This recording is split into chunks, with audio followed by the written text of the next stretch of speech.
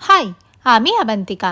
আমেরিকাতে আজকে আমরা যাচ্ছি আমাদের শহর হিউস্টন থেকে 4 ঘন্টা গাড়ি চালিয়ে পাশের শহর স্যান অ্যান্টনিওতে।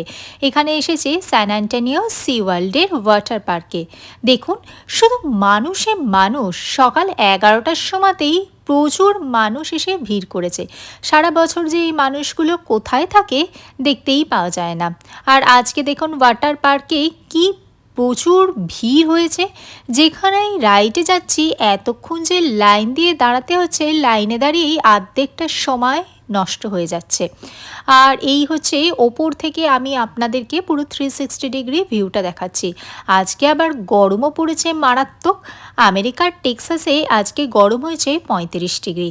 বিকেলবেলায় সবকটা রাইডে মোটামুটি হয়ে যাবার পর এখন আমরা পুলে নেমেছি। পুলে তখন ওয়েভ এসেছে। ভীষণই এনজয় করলাম এই পুলেতে। দেখা হচ্ছে পরবর্তী ভিডিওতে। Bye bye.